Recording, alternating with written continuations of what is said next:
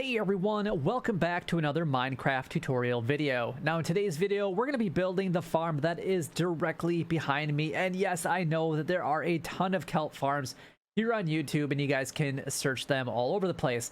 However, this one is especially unique because it will break per slice.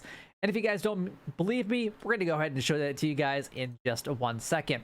So I'm going to go ahead and show you guys how to build it. I'm not going to go over how to decorate it. I'm going to leave that completely up to you guys and let you guys go as wild as you guys would like in order to make this thing look as beautiful as you possibly can be. Now, obviously, if you guys want to change up the design, that is completely up to you. However, the redstone is in place for a reason because it breaks per slice. So let's go ahead and kind of show you guys that right now. So if we kind of drop into our pool that we got going on here, and you can see that this one right in the middle, we're just going to go all the way up to the top. It's only going to break that middle slice, which is absolutely fantastic. And it's going to go ahead and float all the way up to the very top there. And then eventually it's going to make its way into the chest over here. And some of it might be in some of the other chests, just depending on how much actually accumulated each time. So anyway, let's go ahead and just kind of get into the actual build of it right now. But if you guys are enjoying these videos, make sure that you guys go ahead and smack that like button. It definitely helps me here out on YouTube and it helps destroy that YouTube algorithm. But anyway, let's go ahead and get started. And this is what's going to be needed per slice. Now, you guys can either use a fence gate or a sign. Either one would work just fine. I prefer fence gates for some reason. I just do.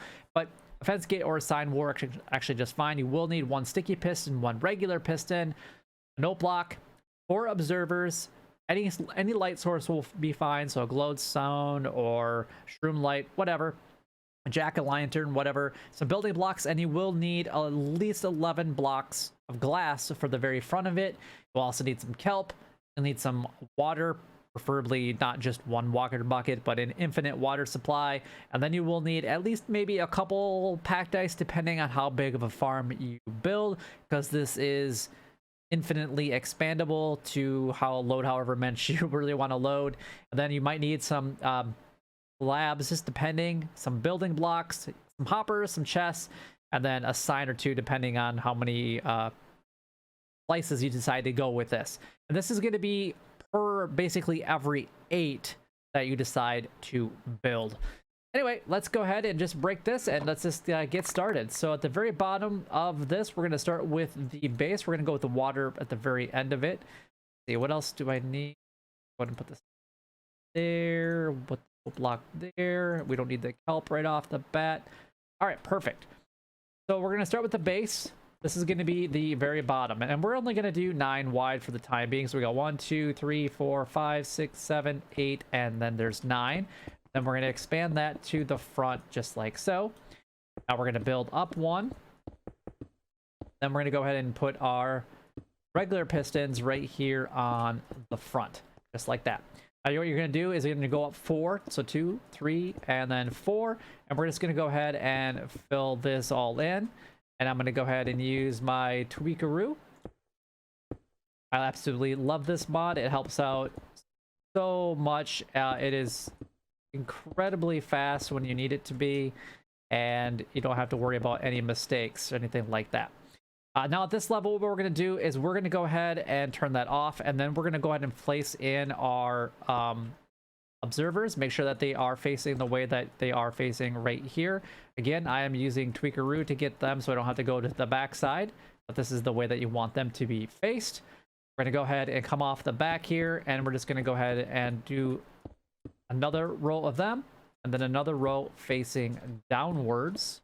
They're actually facing upwards, but their signal is facing downwards. And then that's going to go into a sticky piston, just like that. And then we're just going to skip the next one, and then what we want to do is, I guess we could just make another row of these. That's fine. Made it bigger than I was going to, but that's perfectly fine.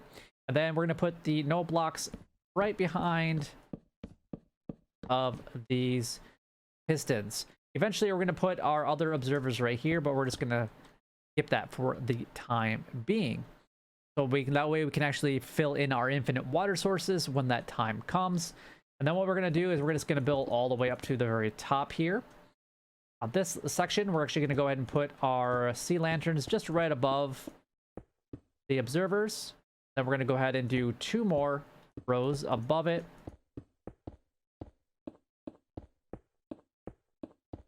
Just like that. And then we can extend this up to the very top. On the back side, we're actually going to put just a row of whatever building blocks are behind it. Then you're going to go ahead and build up to like that, and we're going to go all the way around.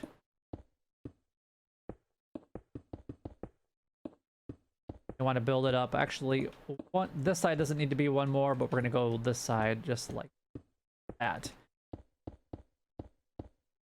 Beautiful. So what this is going to do is the water is actually going to push over the top of it. We're actually going to go ahead and put our fence gates right here now. And it's going to drop into a 2-wide dropping system. Go ahead and open all those fence gates. Otherwise, you can put your signs here. Either way would actually be just fine. And then we're going to go ahead and eventually put some water down below here. That's going to be here in just a little bit. We need to build the rest of this. We're going to go ahead and put another row of building blocks here. All the way up to the top, and then 1 above it. And we're just going to extend this section up right here. 1. We're going to bring this over here by 1 as well.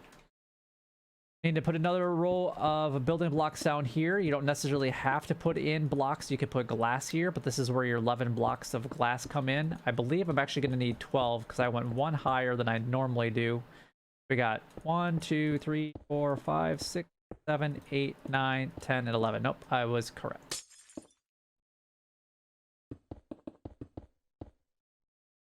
Gonna go ahead and fill all of this in very, very quickly.